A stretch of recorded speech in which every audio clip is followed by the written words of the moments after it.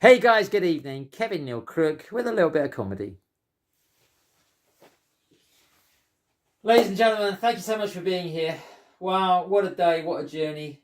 Couldn't make it up. Where to start? 3 conspiracy theories walk into a bar. Now you can't tell me that's a coincidence. Obviously. But yeah, what a nightmare. Lucky to be here really, let alone on time. I had 2 major delays on the motorway coming here.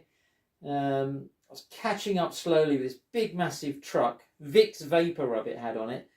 And I'm getting closer and closer, and suddenly he puts the brakes on and he comes to a screeching halt, and the whole contents, all of these boxes, Vicks vapor rub, all over the road.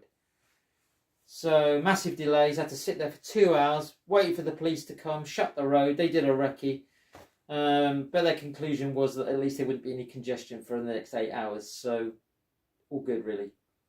But then when they opened up the road and everyone's getting going again, not 20 minutes further, I'm coming off this side exit, coming off the motorway, and there's people crossing the road, and a car reverses into them, knocked them all over, at least 10 people. So they had to call the police, back out, and they do recce again. And their outcome was now that they're waiting for the driver to come forward. So let's hope they find him, because that's another big delay going on. So, yeah, what a day. My neighbour cheers me up, though, Brian. Brian's the happy neighbour.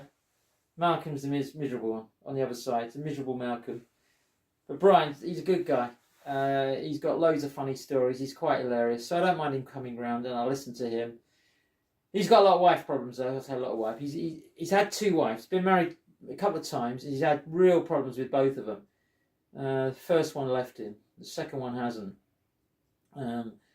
But the current wife used to be the voice, believe it or not, of the speaking clock. Remember that?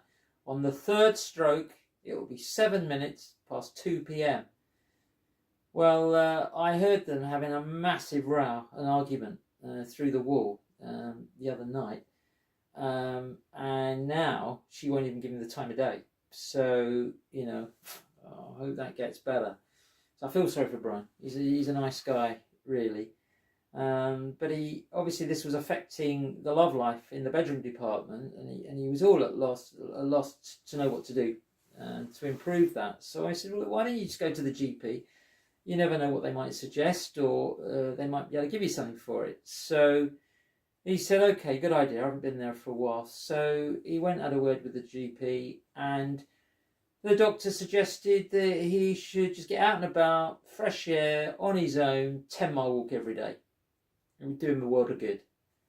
So he took it on. And the doctor said, let me know how it goes in a couple of weeks. Give me a call. So Brian went about doing this, and he then duly phoned the doctor, and the doctor said, Brian, yeah, I remember. How is the love life going now? Now we're 2 weeks further down the road. He said, I don't know, I'm 140 miles away from home. So doctor said, no, Brian, come on, come back. You got the wrong end of the stick there. So anyway, so Brian comes back. So of his own volition, he decided himself to come up with his own idea. So what he did, he swapped his double bed for a trampoline. He thought that might help. He had a lot of fun. He loved it. His wife hit the roof though, so probably not too good. But so yeah, poor old Brian. I'll see what else he's got going on next time he comes in. But Malcolm, the other side, miserable git. Goodness me. He's got this annoying habit. He keeps peering over the fence at all times of the day and night. I don't know what he's looking for or what he's wants to see. So I've decided to build the fence double the height, so he can't do that. I'm going to make it electric as well. He's dead against it, but I think that's what I'm going to have to do. Yeah. So he just pisses me off, and it just triggers everything else that's going wrong, really. Yeah, I hate this, the fact that I failed my abseiling exam. I wasn't going to tell you, but I failed it twice now, my abseiling exam. just let myself down a little bit, I think. Yeah, so, and these vegans that really annoy me. You know, I used to be just a bit of a minority group, and they just used to pop up now and again, but now they're everywhere. Protests, marches, you know, they think that it's disgusting to sell meat and veg. But I think that, you know, these guys that sell fruit and veg, I just think that's grosser.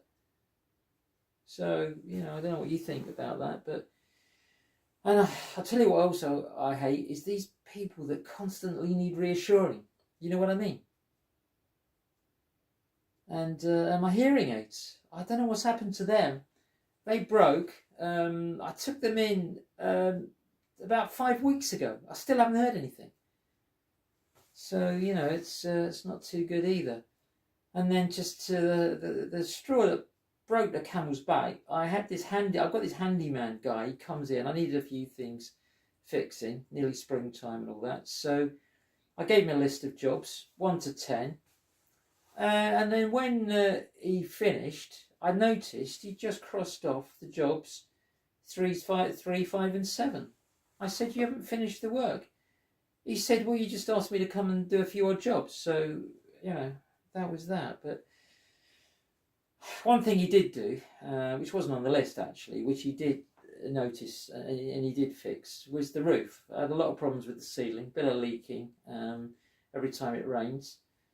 So he did look at that. I mean, you know, it's not the greatest roof in the world, but it's certainly up there. So he did look at that, but unfortunately, what he did do, which pissed me off again, was that he's broken my family heirloom barometer. He knocked it with the ladder, fell on the wall or on the floor, 100 years old, smashed it. So I don't know if anyone wants an old antique barometer that's broken. No pressure. No, you don't. That's what I thought. So anyway, what can you do? So in the end, overall, I was pretty pissed off with him. So I've suggested that he looks for another job. I've told him not to be an archaeologist though, because that would just end in ruins. And I've told him not to be a history teacher either, because there's no future in that. But what I did say to him was, have you considered being a waiter? Because, you know, there's a big call for waiters now with Brexit and all that. And I said, well, you know, at least it puts food on the table. So he's having to think about that one, you know. So we'll have to just see. So anyway, guys, thank you so much for listening to me. I'm Kevin Crook. And to the person who stole my antidepressants, I hope you're now very happy. Thank you very much, guys. Good night.